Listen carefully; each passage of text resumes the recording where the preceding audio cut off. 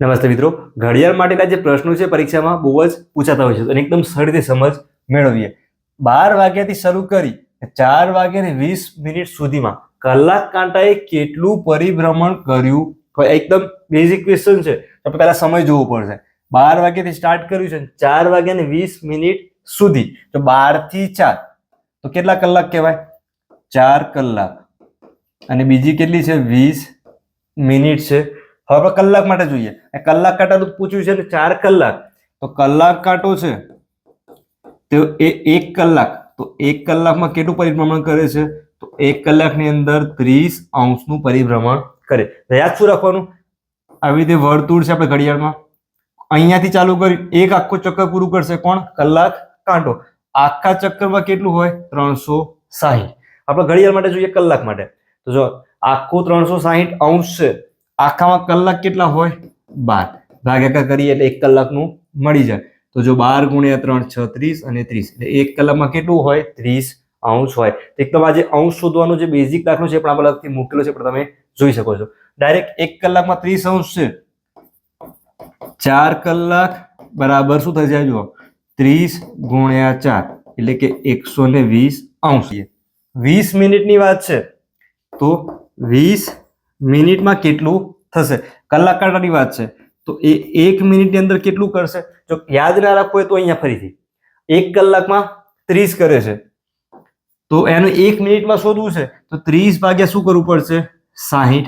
એટલે કે જો 1 1 0 કટ થાય, 3/6 એટલે કે અડધું કહી શકીએ અથવા 1/2 કહી શકીએ. 1 મિનિટ બરાબર 1/2 અંશ. આપણા પાસે 20 મિનિટ છે તો 20 ગુણ્યા 1/2 એટલે શું થઈ જાય? 10.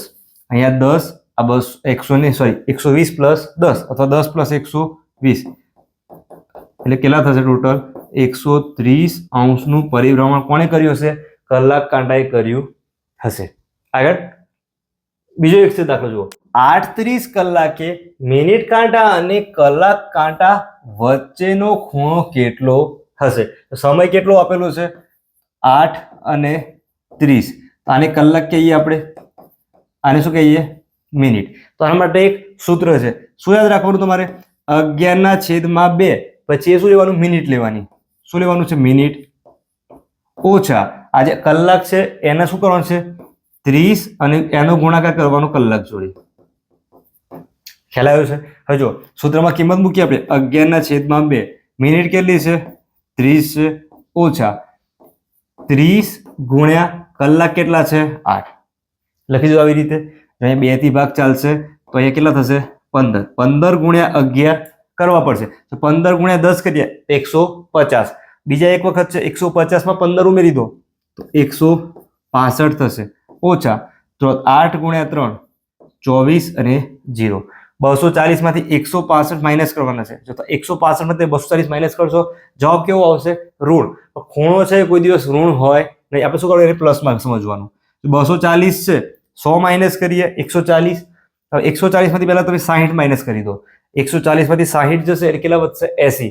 બીજા આ જે 5 છે એ શું કરવાના છે? બાદ કરવાના છે એટલે થશે 75. તો 75 અંશે શું થશે? આજે 38 કલાકે મિનિટ કાંટા અને કલાક કાંટા વચ્ચેનો ખૂણો થશે. એટલે આ જે સૂત્ર છે યાદ રાખવું પડશે. ખ્યાલ આવ્યો છે? આગળ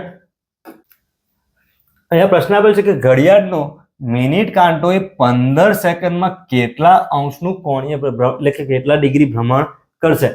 શેની વાત છે? તો જો મિનિટ કાંટાની વાત છે એટલે 15 સેકન્ડમાં. તો ફરીથી સમજીએ.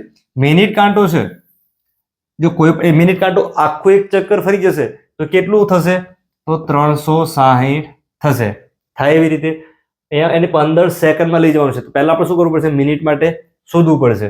જો આખું ચક્કર ફરશે મિનિટ કાંટો તો કેટલું કહેવાય? 360 અંશ કહીએ. મિનિટ કાંટો આખું ચક્કર ફરે તો કેટલી મિનિટ કહેવાય? આપણે 60 મિનિટ કહીએ છીએ. તો જો 360 ભાગ્યા 60 કરી દઈએ તો 1 મિનિટનું મળી જાય. જો 6 ગણા છે તો 6 થયું. તો આપણે લખી શકીએ કે મિનિટ કાંટો છે 1 મિનિટ બરાબર કેટલું થઈ જાય? તો 6 અંશ થઈ જાય. અહીંયા સેકન્ડ માટે આપેલું છે, આપણે મિનિટ ના કરી દઈએ સેકન્ડ. તો 60 સેકન્ડ બરાબર શું થઈ જાય? 6 અંશ.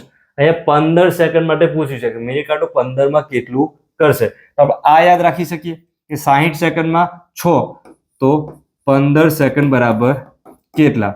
તો 15 ગુણ્યા 6 થઈ જાય, છેદમાં આવી જશે 60.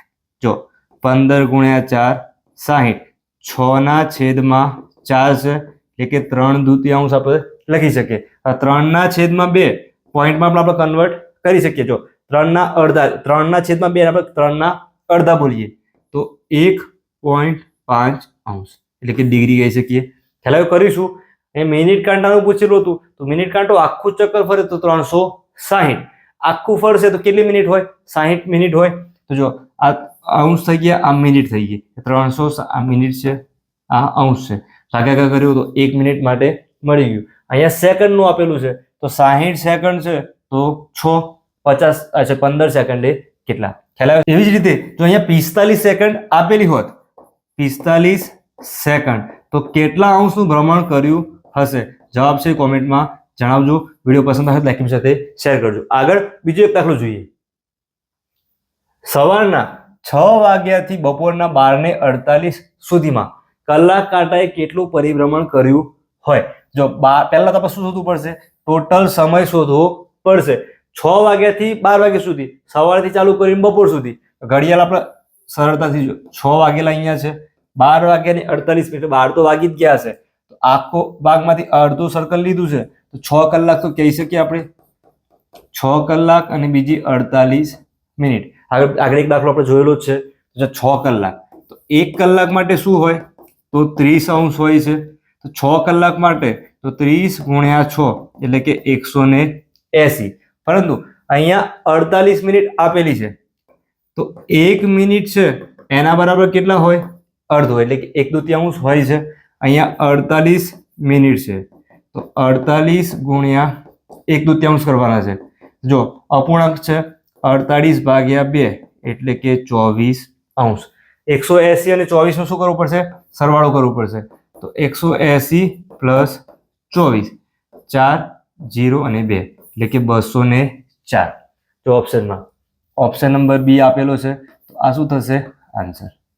ખ્યાલ આવ્યો છે? તો આ રીતે એકદમ સરળતાથી ગણી શકો છો. વિડીયો પસંદ આવે લખી સાથે શેર કરજો. ફરીથી મળીશું નવા વિડીયો સાથે. ધન્યવાદ.